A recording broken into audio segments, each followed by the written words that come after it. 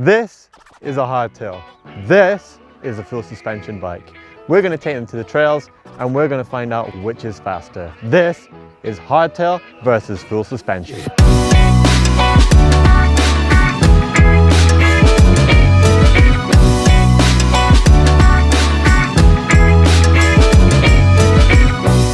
We've got two of the lightest cross-country bikes in the world, the Scott Spark and the Scott Scale. They're almost identical. Same wheels, same forks, same bars, same stems, same brakes, same seat post, same saddle, same rider. Same drivetrain, same tires. But one has got 100 millimeters of suspension in the rear and one has got none. And this is our course. It's in Lenzerheide, Switzerland, home to the 2015 and 2016 cross-country mountain bike World Cup. It's got to be one of the ultimate places to test the two bikes, full suspension versus hardtail. It's got challenging terrain, uphill, technical and also flat, and then technical descents where it's really going to test the capabilities of both bikes. To keep it fair, I've done a pre-sight lap already. I know my lines and I know where I'm going. It's time for the flying lap. Afterwards, we're going to break the sections, really analyze where the full suspension beat the hardtail and vice versa. Let's get going.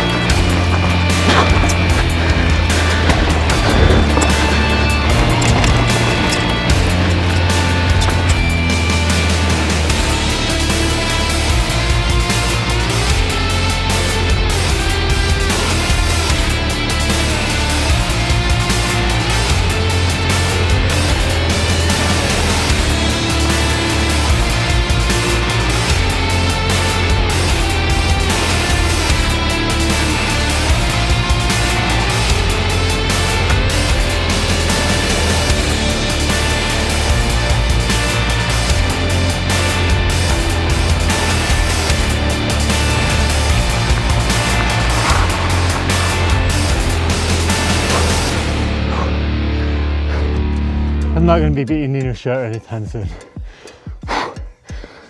Woo! That's the full sus done, now it's time for the hardtail.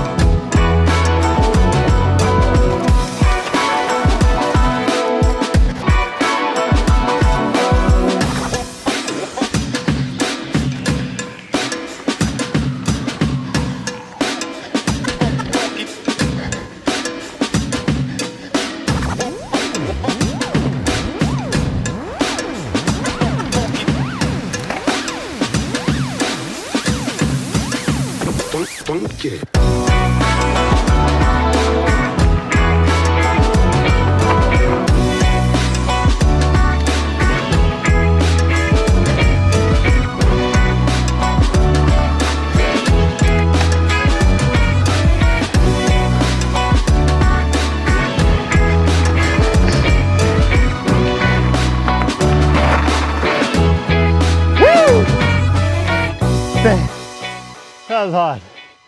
That was a lot of fun. Well, I can't quite believe it. The time for the single lap are in. And the hardtail won. It was faster. Who'd have thought that a technical track like this, the Lenzerheide World Cup cross-country track, would be faster than a cross-country hardtail. We're going to get back out on the trails and try and understand where it was faster and why. On these flatter technical sections on our test track, the full suspension bike really excelled. The terrain was quite rough, rocky, roots everywhere, short little climbs into descent to back up. You had loads of grip with the full suspension, and the hardtail was just bouncing around and you couldn't get quite in a straight line the same way that full suspension did. It was coming up the tarmac climb that I really began to feel that the hardtail was coming into a league of its own. Every watt that I was producing, I really felt was moving me forward. And I got to the top of the climb, dropping into the descent in no time at all. It was this green open pasture where the hardtail really galloped forward again. There was no problems with grip. The full suspension, when I was out of the saddle, it was starting to bob a little bit and you could feel that suspension sucking away my power. Out of the saddle on the hardtail, every bit of power that I was putting in was moving forward, and I just started to excel. On the technical climb, the full suspension bike definitely had a lot more grip and traction. Getting over those roots and awkward little moments, you could use the suspension, push down on it, pull up, and you could get an easier hop. Whereas the hardtail, it was really planted. You'd come into stuff a little bit harder and it would sort of skip and bounce. You'd lose your traction and you just didn't carry the same momentum. So there you have it, two very fast laps. There was a lot of sprinting in that track, and that's probably why the hardtail actually was that little bit quicker. If you were going for a big day or some of those marathon races, then I can definitely imagine that the full suspension bike would be a lot more comfortable. And perhaps that's why we saw last year Nino Schurter riding that bike here in the World Cup in Lenzerheide. Anyway, for more great videos on GMBN, why don't you click just there and you get to Can Cross Country Riders Descend? Or if you click over here, you'll actually get to a first look at these two bikes.